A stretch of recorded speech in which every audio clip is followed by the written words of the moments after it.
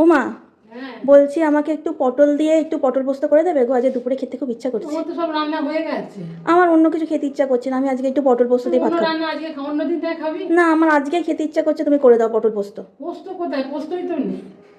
তাহলে কিছু একটা গরম, ভালো লাগছে না। তাহলে দাঁড়া, রান্নাঘরে কি আছে দেখি, সেই দিয়ে পোস্তর মতন করে দিচ্ছি। এ না ধরো। তুই তো পটল পোস্ত খাবি বলে বায়না করছিস ভাত দিয়ে আজকে। হ্যাঁ। এদিকে তো আমার তো পোস্ত নেই, তা দেখলাম ঘরে তিল আছে, তিলটা পেস্ট করলাম, ওই তিল দিয়ে পটল দিয়ে করবো, ওটা পোস্তর মতনই হবে, ভালোই লাগবে করছি। ঠিক আছে, তাই করো, দেখি কিরকম হয়। তেল গরম হয়ে গেছে, পটলগুলো আমি ভেজে নিচ্ছি।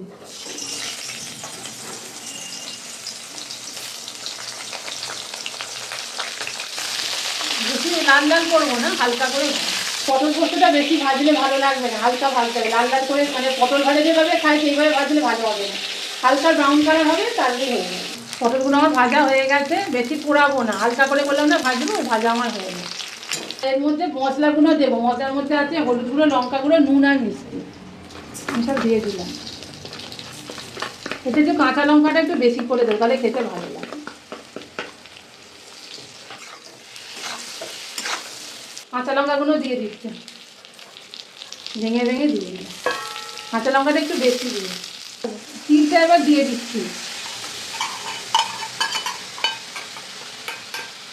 মেয়ে খাবে বলেছে বলে করে দিলাম না, রান্না আমার হয়ে গেছে, এটা বেশিক্ষণ লাগবে না বলে আমি তখন খেতে চাইতে করে দিলাম। এটা তোমরাও করলে বেশিক্ষণ লাগবে না, পোস্ত ধরো বাড়িতে নেই, তিলটা পেস্ট করে দিয়ে দিলে ভালোই লাগে খেতে। এবার ফুটে ঘন হয়ে আসলে একটু কাঁচা সর্ষের তেল দিয়ে একদম শুকনো শুকনো নামিয়ে নেবো, ঠিক পটল পোস্তর মতনই খেতে লাগবে। অনেকটা শুকনো হয়ে গেছে, আবার একটু কাঁচা তেল, সর্ষের তেল দিই, এটা কিন্তু সর্ষের তেলেই করতে হয়, অন্য তেলে ভালো লাগবে। এই সর্ষে দিয়ে যে কোনো রান্না কিংবা পোস্ত দিয়ে যে কোনো রান্না করলে না, লাস্টে একটু কাঁচা সর্ষের তেল দিলে খেতে ভালো লাগে রান্না। এটা তোমরাও করতে পারো, কোনো ঝামেলাও নেই, অথচ খেতেও ঠিক। তুমি যদি কাউকে যদি বলে না দাও, দেখো কতটা টেনে গেছে, মনে হচ্ছে না পুরো পোস্ত।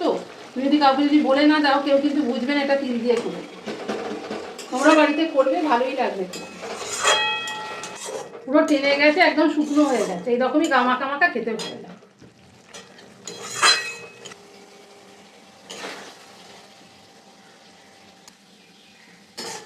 আমার তিল পটল করা হয়ে গেছে, দেখো একদম দেখতে মনে হচ্ছে পটল পোস্ত।